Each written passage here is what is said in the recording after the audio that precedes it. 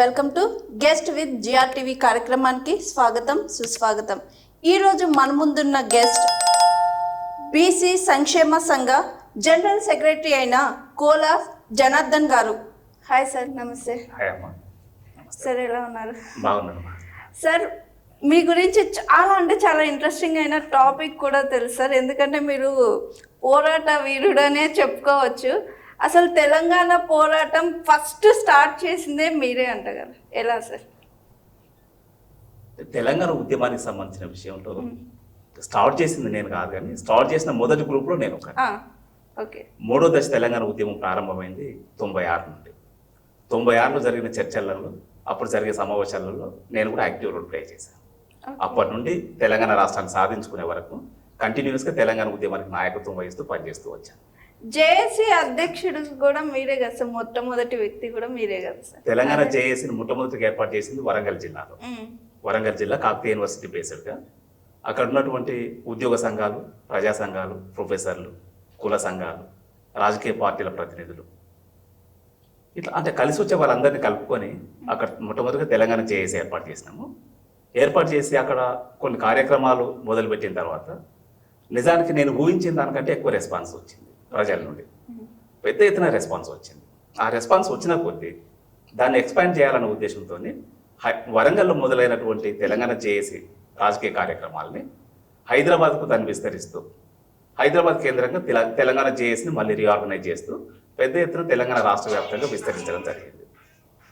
ఆ సందర్భంలో హైదరాబాద్ కేంద్రంగా తెలంగాణ జేఏసీని ఎక్స్పాండ్ చేయాలని అనుకున్నప్పుడు ప్రొఫెసర్ కోదండరామ్ సార్తో కలిసి మాట్లాడి సార్ను తెలంగాణ జేఏసీకి ఆహ్వానిస్తూ మాట్లాడడం జరిగింది. కోదండరామ్ సార్ని ఎందుకు ఇన్వైట్ చేసినామంటే దానికి ప్రధానమైన ఒక కారణం కూడా ఉంది. ప్రొఫెసర్ కోదండరామ్ సార్ అంతకంటే ముందు నుండి విద్యార్థిగా ఉన్నప్పుడు విద్యార్థి ఉద్యమాలలో పనిచేశాడు. ఆ తర్వాత ఉద్యోగ జీవితంలోకి వచ్చిన తర్వాత పౌరహక్కుల సంఘంలో పనిచేశాడు. ఆ తర్వాత పౌరహక్కుల సంఘం నుంచి విడిపోయి కొత్తగా బాలగోపాల్, కోదండరాం, ప్రొఫెసర్ బుర్రరాములు వీరందరూ కలిసి మానవ హక్కుల వేదిక ఏర్పాటు చేశారు. మానవ హక్కుల వేదికలు కూడా పనిచేశారు. ఇట్లా పౌరహక్కుల సంఘంలో, మానవ హక్కుల సంఘంలో, తర్వాత తెలంగాణ విద్యావంతుల వేదిక అధ్యక్షుడిగా రాష్ట్ర నలుమూలల అనేక ప్రజా సంఘాలతో సంబంధాలు ఉన్నటువంటి వ్యక్తి. నేను ఆలోచించింది ఏంటంటే తక్కువ కాలంలో జనంలోకి పోయి తెలంగాణ భావజాలాన్ని విస్తరిస్తూ ప్రజల్ని కన్సాలిడేట్ చేసి ఉద్యమంలో భాగం చేయడానికి ప్రజామోదం ఉన్నటువంటి వ్యక్తి నాయకత్వంలో ఉంటే బాగుంటుందని ఆలోచించి ప్రొఫెసర్ కోదండరామ్ను చైర్మన్గా ప్రపోజ్ చేస్తూ నిర్ణయం తీసుకోవడం జరిగింది. అక్కడ నుండి ప్రొఫెసర్ కోదండరామ్ నాయకత్వంలో జేఏసీ చైర్మన్గా కోదండరామ్ సార్ని పెడుతూ జేఏసీ కార్యక్రమాలను విస్తరించింది. హైదరాబాద్లో మొదలైన కార్యక్రమాలు, అంటే వరంగల్లో మొట్టమొదట మొదలైన కార్యక్రమాలు హైదరాబాద్ విస్తరించినాయి. హైదరాబాద్ కేంద్రంగా విస్తరించడం మొదలుపెట్టిన తర్వాత తెలంగాణ నలుమూలల, భారతదేశంలో తెలంగాణ వాళ్ళు ఎక్కడెక్కడ ఉన్నారో ఆ అన్ని ప్రాంతాల్లోకి, ప్రపంచవ్యాప్తంగా తెలంగాణ వాళ్ళు ఎక్కడెక్కడ ఉన్నారో అన్ని ప్రాంతాల్లోకి అది విస్తరించింది.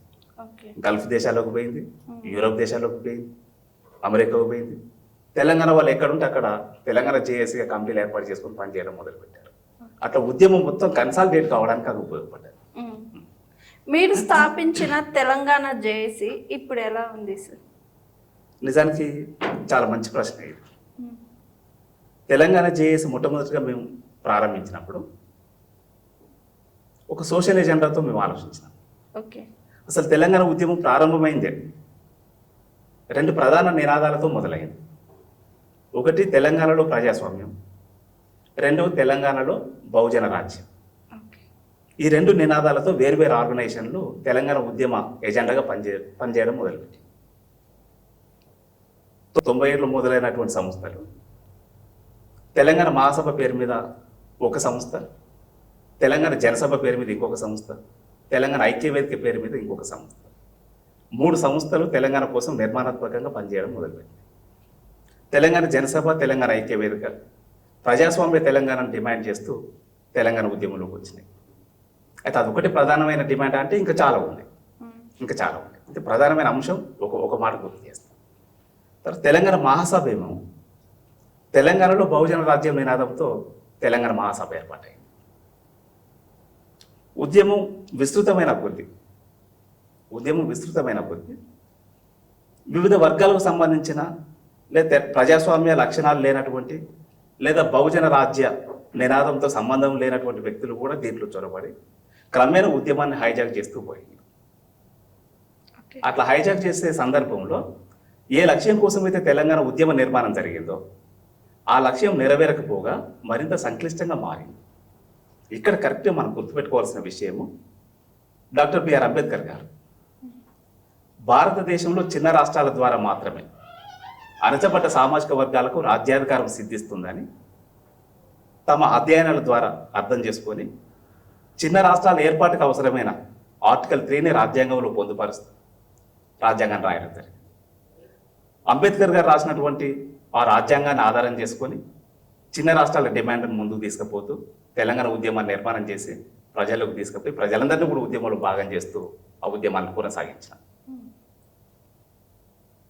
చివరిగా తెలంగాణ ఉద్యమాన్ని ప్రారంభించినప్పటి నుంచి తెలంగాణ రాష్ట్రాన్ని సాధించుకునే వరకు ఉద్యమంలో ఎవరెవరైతే కమిట్మెంట్తో పనిచేశారో ఏ సంఘాలు ఏ వ్యక్తులు ఏ పార్టీలు పనిచేస్తూ వచ్చినాయో వాళ్ళందరూ తెలంగాణ రాష్ట్రాన్ని డిమాండ్ చేస్తూ వాళ్ళు పనిచేస్తూ వచ్చారు. కానీ మొట్టమొదటి డిమాండ్ ఏదైతే ఉన్నదో ప్రజాస్వామ్య తెలంగాణ, తెలంగాణలో బహుజన రాజ్యం, ఈ రెండు పక్కకు పోయి తెలంగాణ వచ్చింది. అక్కడనే అభ్యంతరం సమస్య ఏంటంటే అక్కడే వచ్చింది. డాక్టర్ బిఆర్ అంబేద్కర్ ఏమని చెప్పింది?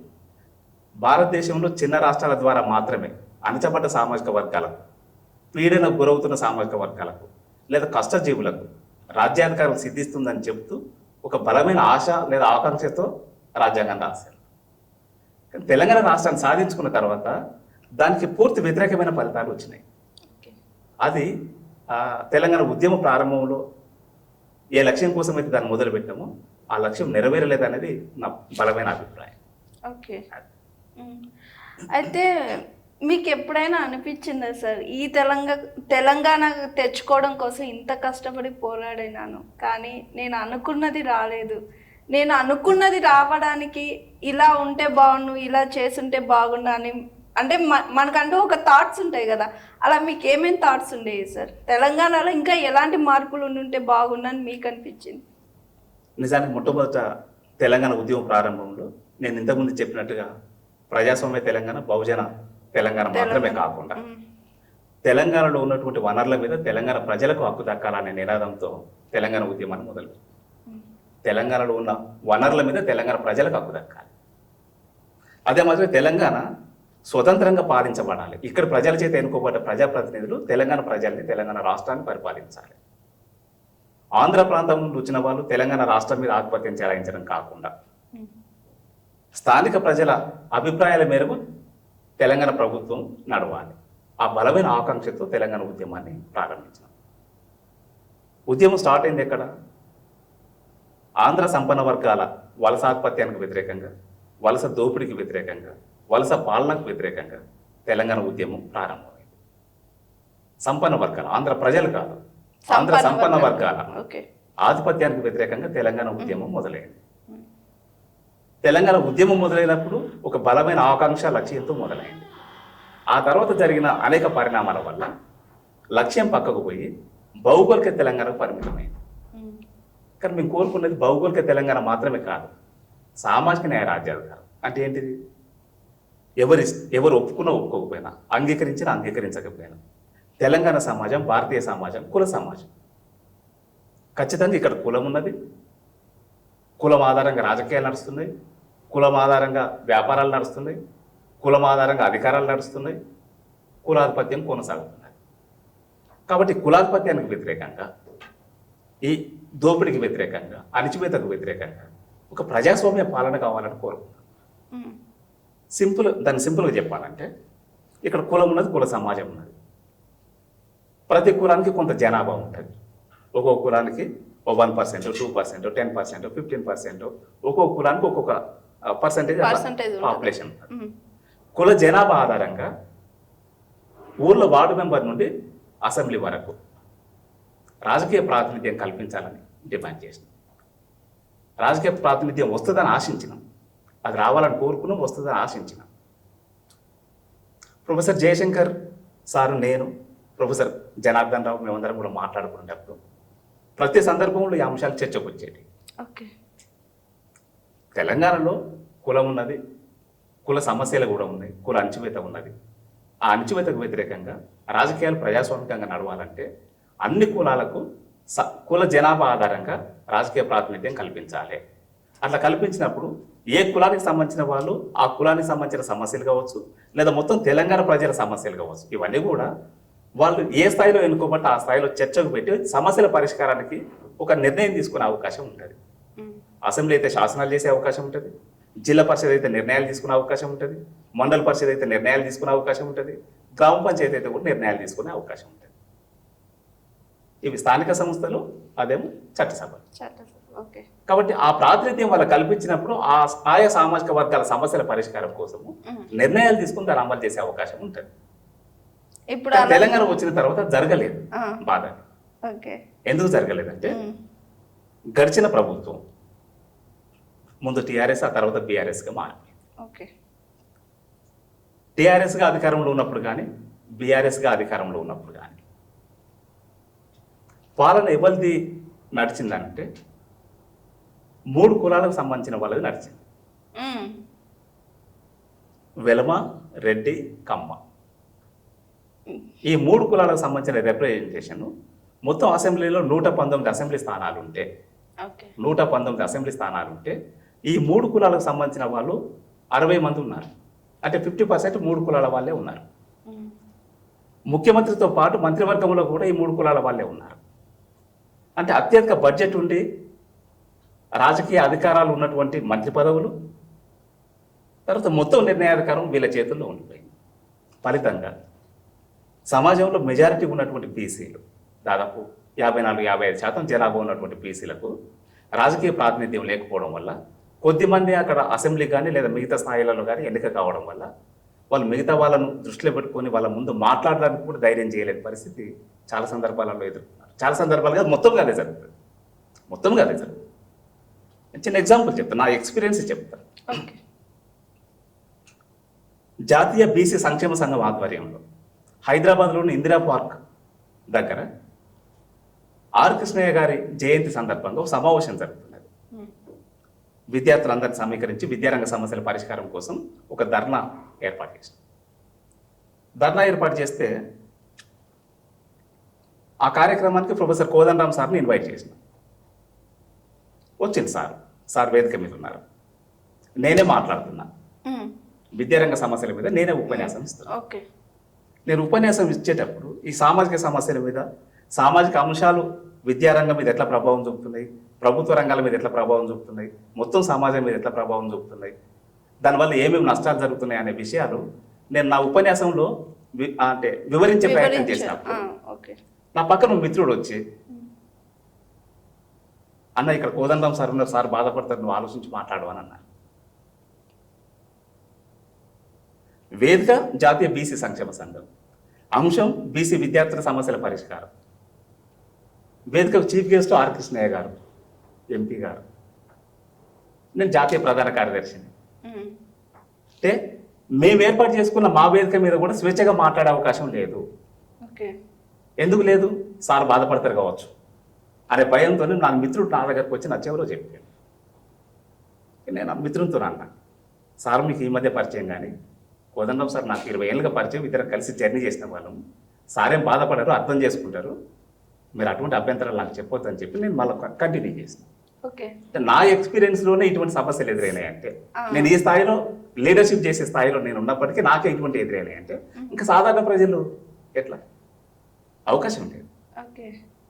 కాబట్టి ఇక్కడ కుల సమాజం ఉన్నది, కుల అణచివేత, కుల వివక్షత కూడా ఉన్నది. కాబట్టి ఈ సమస్యలకు కూడా పరిష్కారం దొరుకుతుంది తెలంగాణ రాష్ట్రంలో అని అనుకున్నాం, కానీ దొరకలేదు, అది కంటిన్యూ అవుతున్నాయి.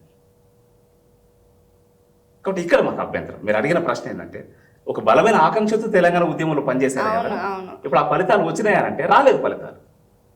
ఎందుకని సార్? ఎందుకంటే మీరు పోరాడి తెచ్చుకున్న తెలంగాణ, మీరు ఎన్నుకున్న నాయకుడు చేతిలో పెట్టిన తెలంగాణని కాపాడుతారని, ఆయన తెలంగాణకి అన్యాయం చేశాడని మీరు ఎలా అనుకుంటారు? అంటే ఇంత డెవలప్ చేసినారు కదా తెలంగాణని. ఇప్పుడు క్యాపిటల్ ఆఫ్ సిటీ అంటే మన వరల్డ్లోనే హైదరాబాద్ ఒక బిగ్ సిటీ లాగా చూపిస్తున్నారు, మెట్రోపాలిటన్ సిటీ. Paul city. మరి ఎందుకని మీరు అనుకుంటున్నారు అభివృద్ధి చెందలేదు, మోసపోయినాం, దోపిడీ జరిగింది, ఇవన్నీ ఎందుకని మీకు అనిపిస్తుంది? ఇక్కడ నేను ముందే ఒక మాట చెప్తాను. డెవలప్మెంట్ అంటే బంగ్లాల నిర్మాణం, రోడ్ల నిర్మాణం, రైల్వే ట్రాక్ల నిర్మాణం ఇది మాత్రమే కాదు. ఓకే. సమాజంలో అనేక రకాల అసమానతలు కొనసాగుతున్నాయి. ఆర్థికపరమైన అసమానతలు ఉన్నాయి, సామాజిక అసమానతలు అంటే కులపరమైన అసమానతలు ఉన్నాయి, వాటికి సంబంధించిన వేధింపులు ఉన్నాయి, వివక్షతలు ఉన్నాయి, ఇటువంటి చాలా సమస్యలు ఉన్నాయి. మొత్తం ఈ సమస్యల పరిష్కారం కోసమే తెలంగాణ ఉద్యమాన్ని మేము నడిపిస్తూ వచ్చినాం. తెలంగాణ రాష్ట్రం వచ్చిన తర్వాత మీరు చెప్పినట్టుగా హైటెక్ సిటీలో డెవలప్మెంట్ కనపడుతుంది, గచ్చిబౌలిలో డెవలప్మెంట్ కనపడుతుంది, లేదా ఇతర రంగాలలో ఇతర ప్రాంతాలలో కూడా కొంత డెవలప్మెంట్ కనపడుతుంది. ఎక్కడెక్కడైతే డెవలప్మెంట్ జరిగిందో దాన్ని ఖచ్చితంగా అభినందిస్తాం, ఆహ్వానిస్తాం. రాష్ట్ర ముఖ్యమంత్రిగా ఉన్నప్పుడు కేసీఆర్ గారి కాంట్రిబ్యూషన్ను తక్కువ చేయము, అట్లని చెప్పి 100% న్యాయం చేసిండని కూడా అనడానికి వీలు. ఓకే.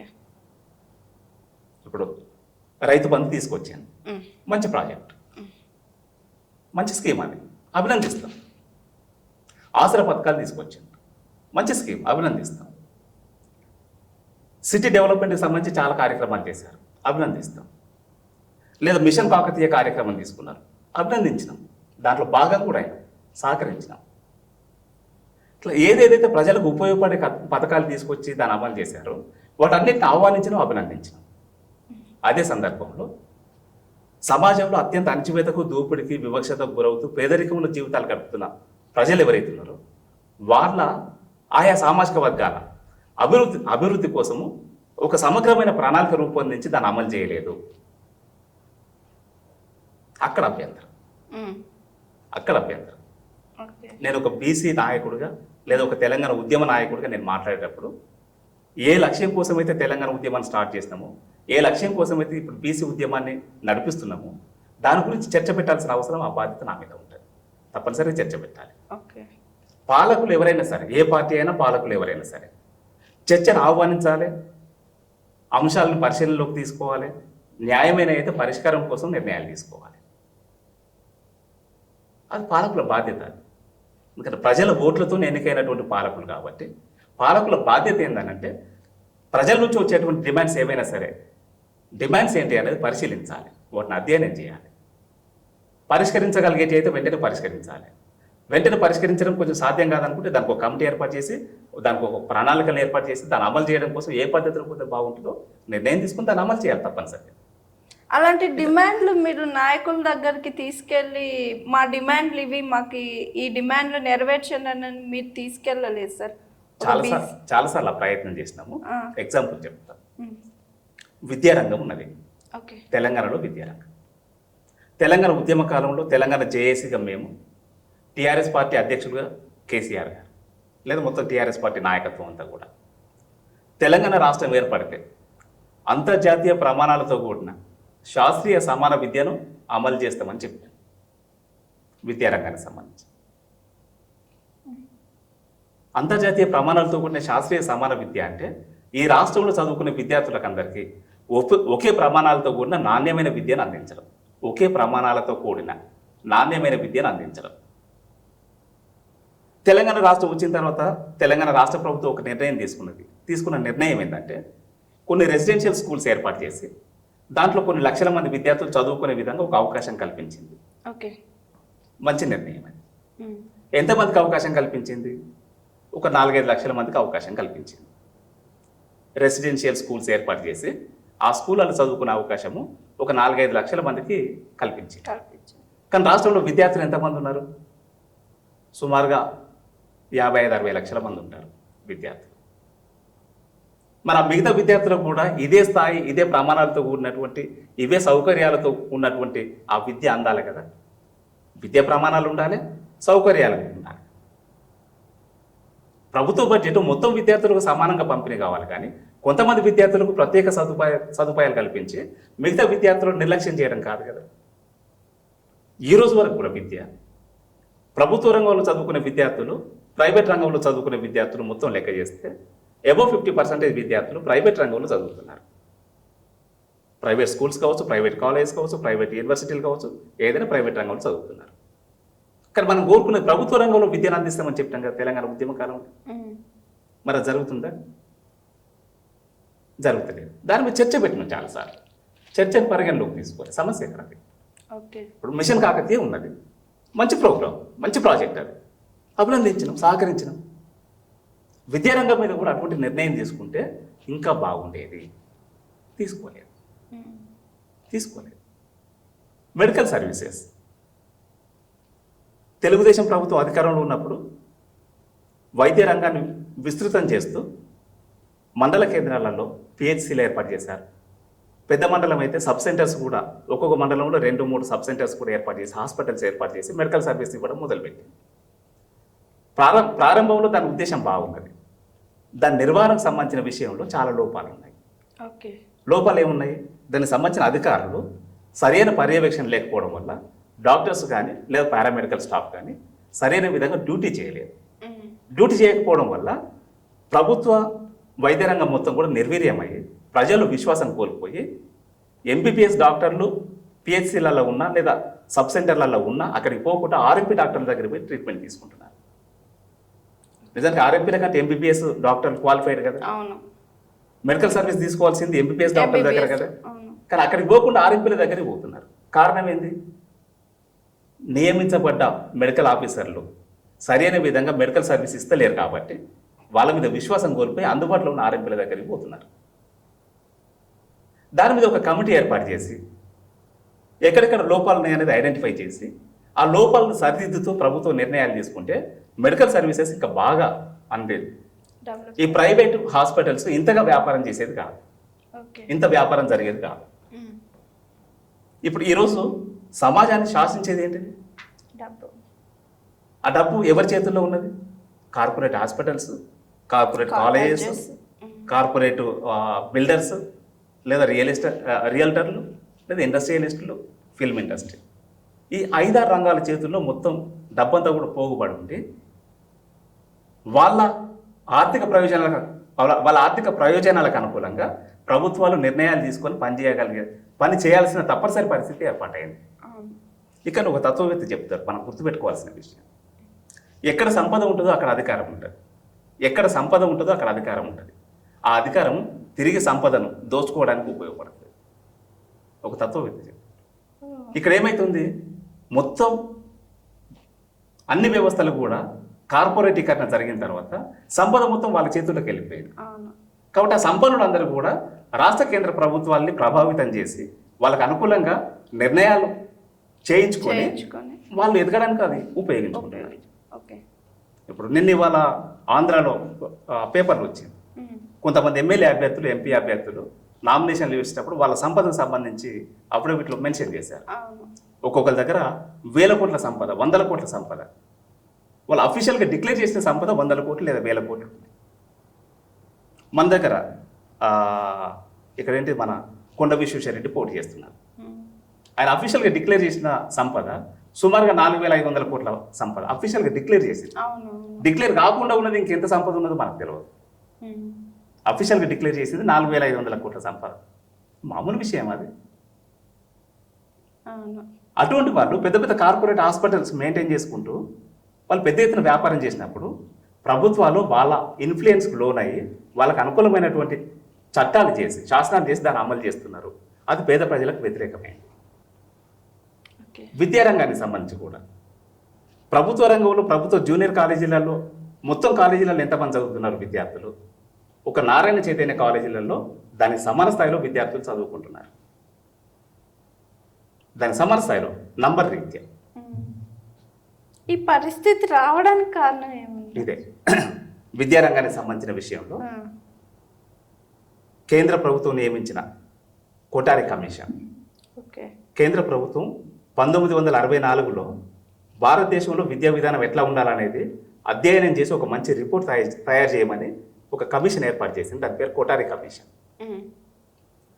64లో నియమించబడ్డ కమిషన్ 66 వరకు, అంటే సుమారుగా 2 సంవత్సరాల పాటు అన్ని రాష్ట్రాలు పర్యటించి రాష్ట్రాలలో ఏ రాష్ట్రాలలో విద్యా విధానం ఇప్పుడు ఎట్లా ఉన్నది, ప్రజల జీవన విధానం ఎట్లా ఉన్నది, సామాజిక నిర్మాణం ఎట్లా ఉన్నది, ఆ సామాజిక నిర్మాణం ఈ అనేక రకాల అసమానతలుగా ఉండడానికి కారణాలు ఏంటిది, ఆర్థికపరమైన అసమానతల కారణాలు ఏంటి, ఇవన్నీ కూడా వాళ్ళు అధ్యయనం చేసి ప్రపంచవ్యాప్తంగా ఇతర దేశాలలో కూడా విద్యారంగం ఎట్లా ఉన్నది, దాని ఫలితాలు ఎట్లా ఉన్నది, అది మొత్తం అధ్యయనం చేసి ఒక మంచి రిపోర్టు అప్పుడు ప్రభుత్వం చేతుల్లో పెట్టి వాళ్ళు ఇచ్చిన ప్రధానమైన రికమెండేషన్స్ ఏంటంటే విద్య ప్రభుత్వ రంగంలో ఉండాలి, విద్య ప్రభుత్వ రంగంలో ఉండాలి, అందరు విద్యార్థులకు సమానమైన విద్యను అందించాలి, నాణ్యమైన సమానమైన విద్యను అందించాలి, అది శాస్త్రీయమైన విద్య అయి ఉండాలి అని చెప్పారు.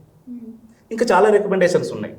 ఒక క్లాస్లో 40 మంది విద్యార్థులు ఉండాలని, ఆ 40 మంది విద్యార్థులు క్లాస్ రూమ్లో ఖచ్చితంగా టీచర్ ఉండాలని, ఆ టీచర్ కూడా వెరీ ట్రైన్డ్ పర్సన్ అయి ఉండాలని చాలా అంశాలు దాంట్లో రికమెండ్ చేస్తూ వచ్చింది. దాంట్లో ఇంకో ప్రధానమైన అంశం ఏంటంటే మనకి ఇష్టం లేకుండానే మీరైనా నేనైనా వాళ్ళైనా ఇంకెవరైనా సరే సహజంగానే తల్లిదండ్రులకు మనం పుడతాం. వాళ్ళు ఏ కులము ఏ మతము వాళ్ళ ఆర్థిక స్థాయి ఏంది ఆర్థిక స్తోమత ఏంది వాళ్ళ ధనవంతుల పేదలు మనకు సంబంధం లేదు. మనకు సంబంధం లేకుండానే మన తల్లిదండ్రులు కట్టుకుంటూ మనం పుడతాం. కానీ పుట్టిన తర్వాత ఇక్కడ ఉన్నటువంటి అనేక రకాల అసమానతలు మన మీద ప్రభావం చూపుతూ ఉంటాయి. ఈ మొత్తం సమస్యలకు పరిష్కారం ఏంది? వందల వేల సంవత్సరాలుగా భారతదేశంలో కొనసాగుతున్న సామాజిక అసమానతలకు సామాజిక వివక్షతలకు మనకు సంబంధం లేకుండా ఈ దేశంలో కొనసాగుతున్న ఆర్థిక అసమానతలకు ఒక శాస్త్రీయమైన పరిష్కారాన్ని చూపేదే విద్య. శాస్త్రీయమైన పరిష్కారం అంటే ఏంటిది? సామాజిక అసమానతలు నిర్మూలించబడాలి, మనుషులందరూ సమానమైన భావనతో బతకాలి, ప్రతి మనిషి ఇంకో మనిషిని వాళ్ళు నాతో సమానమైన భావనతో రిసీవ్ చేసుకోవాలి, అట్లా గౌరవించబడాలి, అటువంటి సమాజాన్ని నిర్మించాలి. దానికి విద్యారంగం దోహదపడాలని చెప్పి కొఠారి అప్పుడు రికమెండ్ చేశాను. దాంట్లో ప్రధానమైన రికమెండేషన్ ఏముంటుందంటే ఒక ఊరిని ఒక యూనిట్గా తీసుకుంటే ఆ ఊర్లో ఒక స్కూల్ ఉండాలి, ఆ స్కూల్కి ఒక ప్రెమిసెస్ ఉండాలి, అంటే ఒక గ్రామ పంచాయతీ ఉంటుంది. గ్రామ పంచాయతీ ప్రెమిసెస్ ఉంటుంది కదా, ఒక ఏరియా ఉంటుంది. గ్రామ పంచాయతీ అంటే ఇక్కడ నుంచి ఇక్కడ వరకు పరిధి, ఇది ఒక గ్రామ పంచాయతీ అని ఉంటుంది. ఆ గ్రామ పంచాయతీ పరిధిలో ఉన్నటువంటి స్కూల్లో ఆ ఊరికి సంబంధించిన విద్యార్థులందరూ తప్పనిసరిగా అదే ఊరిలో చదువుకోవాలి.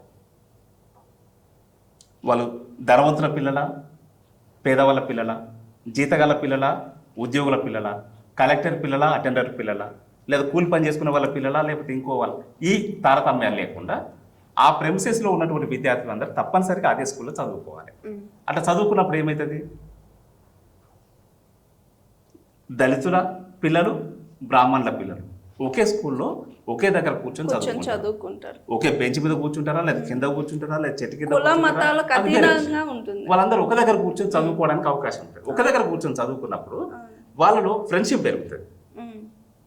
ఫ్రెండ్షిప్ పెరిగి నీదే కులం నాదే కులం అనేది మర్చిపోయి అందరు సోదర భావంతో ఒకరినొకరు మందలించుకుంటారు, మాట్లాడుకుంటారు, కలిసి ఉంటారు. ఆ కలిసి ఉండడం అనేది ఈ సామాజిక వివక్షతను తగ్గించడానికి దోహదపడుతుంది. ఆ జీవితం నాణ్యమైన శాస్త్రీయమైన విద్యను అందించడం వల్ల విద్యా ప్రమాణాలు పెరిగి అక్కడ చదువుకున్న విద్యార్థులందరూ కూడా ఈ దేశ నిర్మాణానికి ఉపయోగపడతారు. అందుకే కొఠారి ఒక గొప్ప కొటేషన్ చెప్పిండు, దేశ భవిష్యత్తు తరగతి గదిలో రూపుదిద్దుకుంటుంది అని చెప్పిండు. చాలా గ్రేట్ స్టేట్మెంట్ అది. తరగతి గది ఏ ప్రమాణాలతో ఎంత ప్రణాళికబద్ధంగా ఉంటే దాని ఫలితాలు ఈ సమాజానికి ఈ దేశానికి అదే స్థాయిలో అందుతాయి అని చెప్పింది. ఎప్పుడు 66లో ఇచ్చిన రిపోర్టు ఈ రోజు వరకు కూడా అమలుకు నోచుకోలేదు. ఆయన ఇంకో మాట చెప్పారు, ఈ దేశంలో ఉన్న రాష్ట్రాలు ప్రతి రాష్ట్రం తన బడ్జెట్లో, రాష్ట్ర ప్రభుత్వ బడ్జెట్లో 30% బడ్జెట్ను విద్యారంగానికి కేటాయించాలి రాష్ట్ర ప్రభుత్వాలు. 30% బడ్జెట్ను విద్యారంగానికి కేటాయించాలి రాష్ట్ర ప్రభుత్వాలు. కేంద్ర ప్రభుత్వం కేంద్ర బడ్జెట్లో 6% బడ్జెట్ని కేటాయించాలి అని 66లో చెప్తే ఈ రోజు వరకు కూడా ఏ ప్రభుత్వం 30% బడ్జెట్ విద్యారంగానికి కేటాయించలేదు.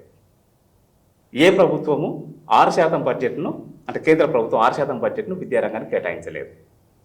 కాబట్టి భారతదేశంలో స్వాతంత్రం రాకముందు ఇక్కడ దళితులు లేదా గిరిజనులు లేదా బీసీలలో చాలా కులాలు, శూద్రులందరూ కూడా చదువు మీద నిషేధం ఉండి చదువుకు దూరంగా ఉండి జీవితం గడిపింది దేశానికి స్వాతంత్రం రాకముందు. స్వాతంత్రం వచ్చిన తర్వాత ఈ దేశంలో ఉన్న విద్యార్థులందరూ చదువుకోవడానికి రాజ్యాంగబద్ధమైన హక్కును కల్పిస్తూ రాజ్యాంగాన్ని రాశాను. అప్పుడేమో చదువు మీద నిషేధం, ఇప్పుడు చదువుకోవడానికి అవకాశం ఉన్నది. కానీ రాష్ట్ర కేంద్ర ప్రభుత్వాలు బడ్జెట్ కేటాయించక ప్రభుత్వ విద్యా సంస్థల్ని ప్రణాళికబద్ధంగా నడపక ఒక శాస్త్రీయ దృక్పథం లేకుండా నడిపించి విద్యను ప్రజలకు లేదా విద్యార్థులకు అందకుండా ఒక శాస్త్రీయమైన జ్ఞానాన్ని పొందకుండా ఒక నిర్వీర్యం చేసి పడేసింది. ఇది కొంతకాలం నడిచిపోయింది. ఈ మధ్య కాలంలో లాస్ట్ 20 yearsగా ప్రభుత్వ విద్యా సంస్థల్లో విద్యా ప్రమాణాలు లేవు కాబట్టి తమ పిల్లల భవిష్యత్తు కోసం తల్లిదండ్రులందరూ పేదోళ్ళైనా ధనవంతులైనా అందుబాటులో ఉన్న ప్రైవేట్ స్కూల్కి పంపించి విద్యను కొనుక్కోవడం మొదలుపెట్టారు. జరుగుతుంది. ఏ స్కూల్కి పంపించారు? వాళ్ళ ఆర్థిక స్తోమతను బట్టి స్కూళ్ళని నిర్ణయించుకున్నారు. నెలకు 100 రూపాయల ఫీజు నుండి మొదలు పెడితే నెలకు 10,000 రూపాయల ఫీజు కట్టే వరకు కూడా స్కూల్స్ ఉన్నాయి. ఊర్లలో ఒక సామెత ఉంటుంది, పిండి కొద్ది రొట్టె అని. అంటే తల్లిదండ్రులు ఏ స్థాయిలో ఫీజు చెల్లించగలిగితే అదే స్థాయిలో విద్యను పొందే అవకాశం ఉంటుంది. ఎందుకంటే స్కూల్ మేనేజ్మెంట్ కూడా తక్కువ ఫీజులు కలెక్ట్ చేసి ఎక్కువ జీతాలు ఇచ్చి టీచర్లతో చెప్పించలేరు కదా. ఎక్కువ ఫీజులు కలెక్ట్ చేసిన దగ్గర టీచర్లకు ఎక్కువ జీతాలు ఇచ్చి చదువు చెప్పించగలుగుతారు. అక్కడ ఎక్కువ చదువును నేర్చుకోవడానికి అవకాశం అవును. ఒకవైపు ప్రైవేట్ రంగంలో అనేక అసమానతలతో విద్యారంగం కొనసాగుతుంది. ప్రభుత్వ రంగంలో కూడా దాదాపు 20 రకాల విద్యా విధానాలు అమల్లో ఉన్నాయి. ఇక్కడ కూడా అసమానతలు ఉన్నాయి. ఒకవైపున సమాజంలో వేల సంవత్సరాలుగా సామాజిక అసమానతలు, ఆర్థిక అసమానతలు కొనసాగుతున్న సందర్భంలో ఆ అసమానతలకు ఒక శాస్త్రీయమైన పరిష్కారాన్ని ఇవ్వాల్సిన విద్యారంగమే ఒక అసమానతల్లో ఉండి ఒక సంక్షోభంలో ఉంటే ఇంకా పరిష్కారం ఎక్కడ? కాబట్టి అసమానతలు ఎప్పటికప్పుడు పెరుగుతూ వస్తున్నాయి తప్ప తగ్గుతలేవు. కారణం విద్యారంగంలో ఉన్నది పునాది, లోపం అక్కడ ఉన్నది. ఆ లోపాన్ని సర్దిద్దుకోవడం కోసమే తెలంగాణ ఉద్యమంలో విద్యారంగాన్ని ప్రధాన ఎజెండాగా పెట్టినాం. అందుకప్పుడు నినాదం అంతర్జాతీయ ప్రమాణాలతో కూడిన శాస్త్రీయ సమాన విద్యను అమలు చేస్తామని గౌరవ ముఖ్యమంత్రి గారు అదే మాట అన్నారు. తెలంగాణ జేఏసీ నాయకులుగా మేము కూడా అదే మాట అన్నాం. మా దగ్గర నుంచి వచ్చిన డిమాండ్ కేసీఆర్ కూడా దాన్ని రిసీవ్ చేసుకొని ఆ మాట అన్నారు. కానీ అమలు చేయడంలో దాన్ని విఫలమైంది. కాబట్టి సంక్షోభము ఈ అసమానతలతో కూడినటువంటి సామాజిక, రాజకీయ లేదా ఆర్థిక పరమైన అసమానతలతో కూడిన ఈ సమాజం, ఈ సంక్షోభం కొనసాగుతూ పోతున్నది. అక్కడ మాకు బాధ. సార్, ఇంకొకటి అయితే ఇంతకుముందు మీ మాటల్లోనే ఆర్ కృష్ణయ్య గారి గురించి వచ్చింది. మీరు ఆర్ కృష్ణయ్య గారి సంఘంలో పనిచేశారంట. చేశారా? చేస్తున్నారు. ఓకే, ఎలా అనిపిస్తుంది సార్తో వర్క్? అంటే నిజానికి కృష్ణయ్య గారు, ఆయన గురించి ఒక మాట చెప్పాలి. గడిచిన దాదాపు 45 సంవత్సరాలుగా ఆయన విద్యార్థి జీవితం అయిపోయిన తర్వాత అందరితో పాటు ఆయన కూడా ఎగ్జామ్స్ రాశారు. ఓకే, జాబ్స్ కోసం. 45 సంవత్సరాల కింద ఆయన ఎగ్జామ్ రాస్తే బ్యాంక్ ఆఫీసర్గా సెలెక్ట్ అయ్యారు, గ్రూప్ 2 ఆఫీసర్గా సెలెక్ట్ అయ్యారు, గ్రూప్ 2 ఎంప్లాయీ. ఓకే, తర్వాత LLM చేశారు. ఆ రోజుల్లో LLM గోల్డ్ మెడలిస్ట్. చదువులో చాలా జీనియస్. ఆయనకు వచ్చిన ఉద్యోగాలు వదిలిపెట్టి, నేను ఉద్యోగాలు చేయనని చెప్పి ఉద్యోగాలు వదిలిపెట్టి సమాజంలో బీసీలు అనేక రకాలుగా వివక్షతలకు, అవమానాలకు, అసమానతలకు గురవుతున్నారు. దానికి ఒక పరిష్కారం కావాలి. వీళ్ళకి విద్య లేదు, వీళ్ళకి వైద్యం లేదు, వీళ్ళకి ఆర్థిక స్తోమత లేదు, వీళ్ళకి రాజకీయ చైతన్యం లేదు, ఆర్థికంగా ఎదగడానికి అవసరమైన ప్రణాళికలు కానీ లేకపోతే ప్రభుత్వ విధానాలు కూడా లేవు అని చెప్పి అప్పుడు దాన్ని స్టడీ చేసి ఆ ఉద్యోగంలో చేయను కాకుండా ఒక బీసీ సంక్షేమ సంఘం అని ఒకటి ఏర్పాటు చేసి బీసీ విద్యార్థులు చదువుకోవడం కోసం పెద్ద ఎత్తున రాజకీయ ఉద్యమాలు చేస్తూ వచ్చారు. దాని ఫలితంగా అనేక విజయాలు కూడా సాధించడం జరిగింది. ఇంకా సాధించాల్సి ఉంటున్నది. విజయాలు ఏంటి సాధించింది? గతంలో అంటే ఇప్పుడు కూడా ఏ రాష్ట్రంలో లేనటువంటి ప్రభుత్వ విద్యా సంస్థలు తెలంగాణ రాష్ట్రంలో, ఆంధ్ర రాష్ట్రంలో ఉన్నాయి. కారణం ఏంటి? ఇక్కడ విద్యా ఉద్యమాలు అది బీసీ ఉద్యమం కావచ్చు, లేదా మిగతా విద్యార్థి సంఘాలు చేస్తున్నటువంటి ఉద్యమాలు కావచ్చు. అనేక ఉద్యమాల ప్రభావం చేత ఆ ఒత్తిడికి గురైనటువంటి ప్రభుత్వాలు కొన్ని పథకాలను ప్రవేశపెడుతూ విద్యారంగాన్ని అభివృద్ధి చేస్తూ వచ్చింది. కానీ అది ఆ అభివృద్ధి మొత్తం కూడా ఇంతకుముందు నేను చెప్పినట్టుగా అసమానతలతో కూడినటువంటి అభివృద్ధి, సరి అయిన శాస్త్రీయమైన అభివృద్ధి కాదు. అక్కడి పరిష్కారం కొఠారి కమిషన్ ఏదైతే రికమెండ్ చేశారో దాని కంటిన్యూయేషన్లో ప్రొఫెసర్ అనిల్ సద్గోపాల్ కొన్ని మార్పులు చేస్తూ ఇంకా దాని పటిష్టమైన ఒక వ్యవస్థను ఏర్పాటు చేయాలని చెప్పి ఆయన కూడా కొన్ని ప్రతిపాదనలు చేయడం జరిగింది. అట్లా కనుక అమలు చేస్తే ఈ రాష్ట్రంలో, ఈ దేశంలో విద్యా వ్యవస్థ బాగుపడితే, విద్యార్థులు ఒక తరం వాళ్ళు ఎదిగితే ఎంత అద్భుతమైన డెవలప్మెంట్ సాధించవచ్చు. మన పక్కన చైనా ఉంది. చైనా వాళ్ళు 90వ సంవత్సరం వరకు కూడా భారతదేశం కంటే వెనుకబడి ఉన్నారు ఆర్థికంగా, సామాజికంగా, అన్ని రంగాలలో. కానీ ఆ తర్వాత వచ్చిన ప్రభుత్వాలు ప్రణాళికాబద్ధంగా దాన్ని అమలు చేయడం మొదలు పెడితే ఇప్పుడు అక్కడ 2-3 జనరేషన్లు చాలా అద్భుతమైన అభివృద్ధిని సాధించారు. దాని ఫలితంగా ఏమైంది ఈరోజు చైనా పరిస్థితి? ప్రపంచంలో బలమైన ఆర్థిక వ్యవస్థలు ఒక 3-4 ఉంటే దాంట్లో 2వ స్థానంలో చైనా ఉన్నది. చైనా ఉంది. అవును. ఫస్ట్ ప్లేస్లో అమెరికా, 2వ స్థానంలో చైనా. చైనా మన పక్కన ఉన్న దేశం, భౌగోళికంగా మనకంటే కాస్త పెద్ద దేశం, కానీ వనరులు భారతదేశంలోనే ఎక్కువగా ఉంటాయి. అన్ని రకాల వనరులు భారతదేశంలో ఎక్కువగా ఉంటాయి. జనాభా చైనాలో ఎంత జనాభా ఉన్నదో భారతదేశంలో అంతే జనాభా ఉన్నది. కానీ ఇక్కడ ప్రభుత్వ విధానాలు బాగలేకపోవడం వల్ల, ప్రణాళికలు బాగలేకపోవడం వల్ల విద్యా వ్యవస్థ చిన్న భిన్నమైన డొల్లతనంతో కొనసాగుతున్నది. దాని ఫలితంగా ఈరోజు భారతదేశం ఇంకా ఇతర దేశాల మీద ఆధారపడి బతకాల్సి వస్తున్నది. చైనా ఇతర దేశాలకు అవసరమైన అన్ని రకాల వస్తువులను లేదా అవసరాలను తీర్చగలిగే స్థితికి చైనా ఎదిగింది. భారతదేశం ఇతర దేశాల మీద ఆధారపడి ఇంకా ప్రణాళికలు తయారు చేస్తూ బతకాల్సిన పరిస్థితిలో ఉన్నాం. పెద్ద లోపం అది. డెవలప్మెంట్ చాలా పెద్ద లోపం, చాలా పెద్ద బలహీనత అది. కాబట్టి ఇట్లా మనం ఇతర దేశాలతో కంపేర్ చేసుకున్నప్పుడు తెలంగాణ ఏ స్థాయిలో ఉన్నది, లేదా మన భారతదేశం ఏ స్థాయిలో ఉన్నది, ఇవన్నీ మనం కంపేర్ చేసుకున్నప్పుడు మనకు అర్థమవుతుంది. గతానికంటే ఇప్పుడు భారతదేశం బాగానే ఉన్నది, గతానికంటే తెలంగాణ బాగానే ఉన్నది. ఆ మేరకు సంతోషపడితే పర్వాలేదు. కానీ మనతో పాటు ఉన్న ఇతర దేశాలు అవి ఏ స్థాయిలో ఎదిగి ఉన్నాయి, మనం ఏ స్థాయికి పరిమితమై ఉన్నాం అనేది అట్లా కంపేర్ చేసుకున్నప్పుడు మన స్థానం ఏంది, మన స్థాయి ఏంది అనేది మనకు అర్థమవుతుంది. ఓకే. నేను స్కూల్లో ఉన్నప్పుడు 40 ఏళ్ల కింద భారతదేశం అభివృద్ధి చెందుతున్న దేశము, అభివృద్ధి చెందుతున్న దేశాలలో భారతదేశం స్థానము 134వ స్థానం అని నేను చిన్నప్పుడు చదువుకున్నా. ఇప్పుడు కూడా 132వ స్థానంలోనే ఉంది. అంటే మార్పు ఏం లేనట్టే కదా, మార్పు ఏం లేనట్టే కదా, అది మనకు కనపడుతుంది కదా. 40 ఏళ్ల కింద ఏం చదువుకున్నాము, ఇప్పుడు కూడా అదే చదువు. మరి ఏం మార్పు, ఏం బాగుపడినట్టు లేదు, మార్పు ఏం లేదు. అందుకే ఇప్పుడు నేను వాడే సెల్లు, మీరు వాడే కెమెరా, లేకపోతే ఇంకేం తీసుకున్నావు కూడా ప్రతిదీ మనం ఇంపోర్ట్ చేసుకున్నది. మనం తయారు చేసుకున్నది ఏం లేదు. మీ వాచ్ అది ఇంపోర్ట్ చేసుకున్నది, మీరు వాడే కెమెరా ఇంపోర్ట్ చేసుకున్నది, నేను వాడే మొబైల్ ఇంపోర్ట్ చేసుకున్నది, నేను వాడే బండి ఇంపోర్ట్ చేసుకున్నది, అన్నీ ఇంపోర్టెడ్ ఐటమ్స్. కారణం ఏంది? మన బ్యాక్వర్డ్నెస్. ఇక్కడ జరగాల్సిన రీసెర్చ్ జరగలేదు. కారణం ఏంది? ప్రభుత్వ విధానాలు దానికి అనుకూలంగా లేవు. అందుకని వీటన్నిటిని కూడా ఆలోచించి తెలంగాణ ఉద్యమంలో విద్యారంగం ఎట్లా ఉండాలి, వైద్య రంగం ఎట్లా ఉండాలి, పారిశ్రామిక విధానం ఎట్లా ఉండాలి, వ్యవసాయ విధానం ఎట్లా ఉండాలి, తర్వాత నిరుద్యోగ సమస్యకు పరిష్కారం ఏమి ఉండాలి, సహకార వ్యవస్థ వీళ్ళకి ఎట్లా ఉపయోగపడాలి, ఇటువంటి ప్రధానమైన అంశాలన్నిటి మీద కూడా చర్చ పెట్టి వారికి ఒక పరిష్కారాన్ని చూపుతూ తెలంగాణ ఉద్యమాన్ని నిర్మించిన. పరిష్కారాన్ని చూపుతూ వేగ్గా తెలంగాణ ఉద్యమాన్ని నిర్మించలేదు. చాలా అంశాల పట్ల చర్చ పెట్టినాం. ఒక్కొక్క అంశం మీద దానికి సంబంధించిన ఎక్స్పర్ట్స్ని తీసుకొని వచ్చి కూర్చోబెట్టి మాట్లాడి వాళ్ళ అభిప్రాయాలు తీసుకొని ఇప్పుడు ఎట్లా ఉన్నది, భవిష్యత్తులో మనం ఏం చేస్తే ఇంతకంటే మెరుగైన వ్యవస్థను మనం ఏర్పాటు చేసుకోగలుగుతాం. ప్రతి అంశం మీద చర్చలు పెడుతూ దాని మీద ఒక ప్రణాళిక తయారు చేసి తెలంగాణ ఉద్యమాన్ని మొదలుపెట్టి, కానీ అది అమలు కానే బాగా. అక్కడి నుంచి వస్తే ఇప్పుడు ఈ మధ్య కాలంలో సరే టీఆర్ఎస్ ప్రభుత్వం పోయింది, కాంగ్రెస్ ప్రభుత్వం వచ్చింది. ఇప్పుడు ఏమైనా మీరు అనుకున్నట్టువి వీళ్ళైనా నెరవేరుస్తారని ఏమైనా అనిపిస్తుందా సార్? అదే చాలా ఆశలతోని బీఆర్ఎస్ ప్రభుత్వానికి వ్యతిరేకంగా ఇక్కడున్న ప్రజా సంఘాలు, కొంతమంది మేధావులు అందరూ కలిసి పెద్ద ఎత్తున క్యాంపెయిన్ చేసి బీఆర్ఎస్ పార్టీని ఓడించి కాంగ్రెస్ పార్టీని గెలిపించారు. ఓకే. మొన్న జరిగిన ఎన్నికల్లో, అంటే అసెంబ్లీ ఎన్నికల మేనిఫెస్టోలో కొన్ని అంశాలు మెన్షన్ చేస్తూ ప్రజల్లోకి వెళ్ళిపోయాను.